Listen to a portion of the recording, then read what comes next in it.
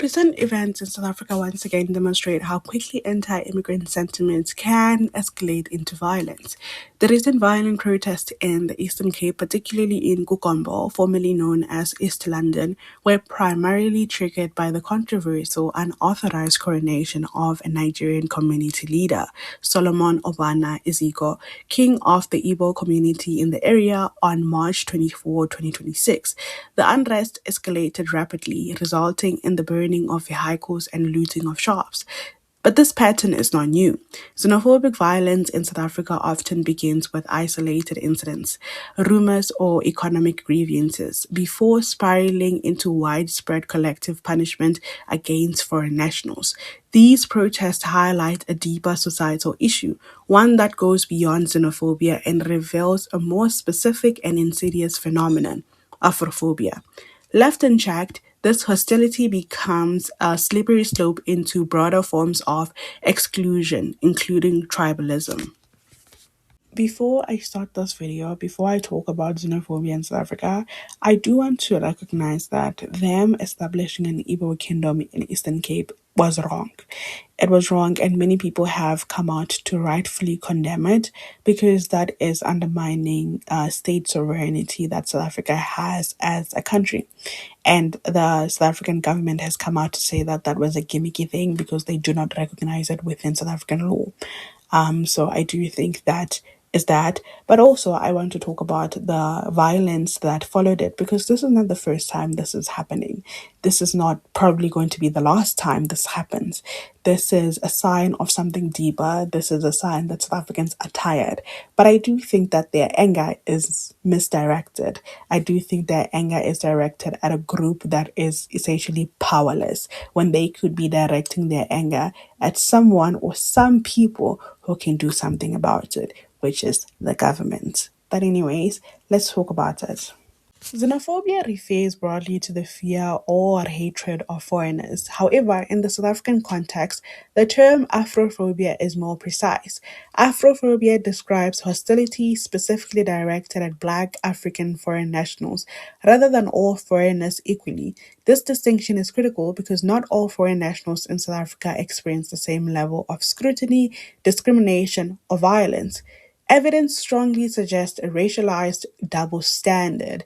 Black African migrants, particularly from countries like Zimbabwe, Nigeria, and Somalia, are frequently targeted in violent attacks, excluded from services, and blamed for crime and unemployment. For instance, vigilante groups such as Operation Dudula have blocked migrants from accessing healthcare and education, directly violating constitutional rights. By contrast, white foreign nationals are rarely subjected to the same hostility. In cities like Cape Town, there has been a noticeable influx of European and North American migrants, many of whom benefit from favorable exchange rates and remote work opportunities.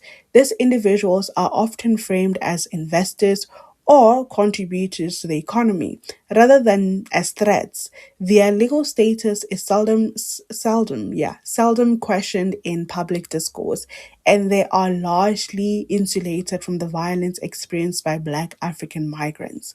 This double standard is particularly visible in the process of gentrification. Wealthy foreign nationals, predominantly white, have contributed to rising property prices and rental costs in Cape Town, displacing working class residents. Yet, this economic displacement does not provoke the same outrage directed at Black migrants operating small businesses in townships. The discrepancy reveals that the issue is not simply about foreignness, it's about race, class, and perceived economic value. Afrophobia in South Africa is not a recent phenomenon. Major outbreaks of violence occurred in 2008, 2015, and 2019, displacing thousands and resulting in numerous deaths. These episodes often follow a similar pattern. Economic frustration, political rhetoric, and misinformation combine to create an environment where foreign nationals become scapegoats. Humanitarian organizations have documented how such violence is often triggered by specific incidents, such as crime allegedly committed by foreigners, but quickly escalates into widespread attacks on entire communities. This collective punishment reflects deep seated resentment rather than isolated grievances. Survey data further illustrates the scale of the problem. According to the research cited by Human Rights Watch, 73% of South Africans report low levels of trust towards immigrants from other African countries. Such attitudes create fertile ground for violence and exclusion. A key driver of Afrophobia is political scapegoating. Politicians and populist movements frequently blame foreign nationals for unemployment, crime, and pressure on public services. Groups like Operation Dudula have gained traction by promoting the narrative that migrants are responsible for the socio-economic decline. However, evidence suggests that these claims are largely exaggerated or false. Experts and research organizations have noted that migrants constitute a relatively small proportion of the population and are not the primary drivers of crime or unemployment. South Africa's economic challenges are rooted in structural inequality, slow economic growth, and the enduring legacy of apartheid, not immigration. Moreover, migrants often occupy precarious positions in the labor market. Many are employed by corporations or small businesses precisely because they can be paid lower wages and are less likely to unionize. This exploitation benefits employers rather than the migrants themselves. Blaming migrants for quote unquote taking jobs obscures the role of businesses that are deliberately hiring vulnerable workers to cut costs. In this sense, Afrophobia serves as a political tool. It redirects public anger away from the systematic inequality South Africa is facing and toward marginalized groups with limited means of defense. Perhaps the most dangerous consequence of Afrophobia is its potential to evolve into broader forms of social fragmentation, including tribalism. Once the logic of exclusion is normalized, once people accept that certain groups are outsiders who deserve fewer rights, it becomes easier to apply that logic to other groups. In South Africa, this is increasingly evident in the treatment of ethnic minorities such as Venda and Tsonga communities. Reports of discrimination include ridicule of languages, cultural stereotyping, and pressure to assimilate into dominant linguistic or cultural norms.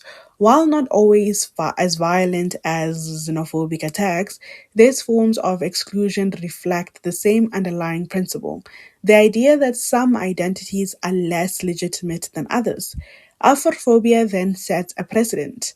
If foreign Africans can be dehumanized, then so too can fellow citizens who are perceived as culturally different. The boundary between foreigner and other becomes increasingly blurred, paving the way for intra-national divisions. When I say xenophobia is a slippery slope into tribalism, I believe we're already seeing some of it with South Africans saying that, oh, South Africans are not dark skinned. So immediately when we see you are dark skinned, we can tell that you are not South African, which is a load of bull. And another thing that they use to police other South Africans is if you can't speak Zulu, I wanted to say, oh, if you can't speak the language that is spoken by majority of South Africans, if you can't speak Zulu, yeah, they immediately assume that you are not South African because every South African should be able to speak Zulu. And another thing is also accents. They are policing fellow South Africans' accents and saying, oh, yeah, no, I think it's better if you're from Limpopo, you should walk around with your ID. Hello? Excuse me? Excuse me? I would hate to be a black foreigner in South Africa because white foreigners are not treated the same. Look at Cape Town. Yeah, European foreign nationals are looked at as they are contributing to the economy, but black foreigners are looked at as they are leeches, they are criminals.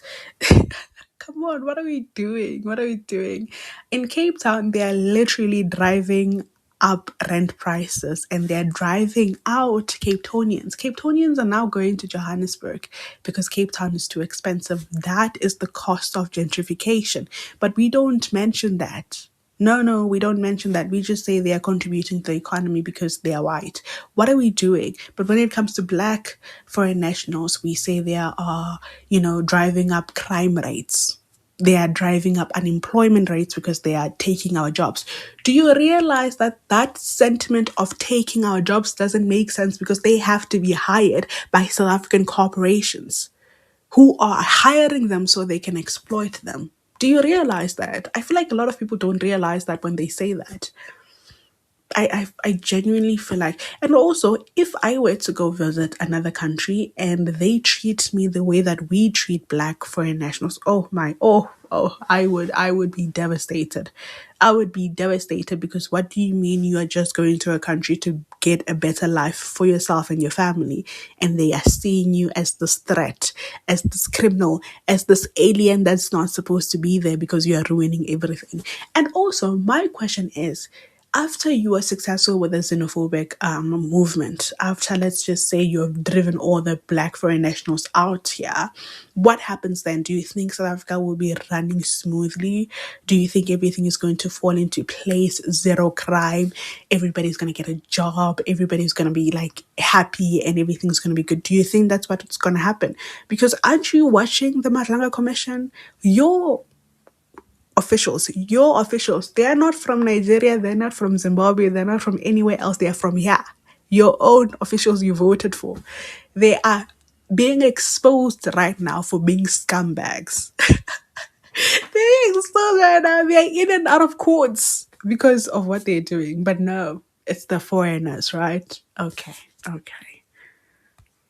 And if you are one of those people that believe that the problem is black foreign national in South Africa, if we can just get rid of them, then our problems will be solved. I have an ocean to sell to you in Limpopo. Yeah, just in Limpopo, we can just drive to Limpopo and I can give you the keys to your brand new ocean. But that's all I needed to say about xenophobia. If I was not clear about my stance on xenophobia, is that I hate it. I hate xenophobia. I hate Afrophobia because that's what it is. It is hate towards other African nationals. Nonetheless, that's all I needed to say. I will catch you in the next one. Bye.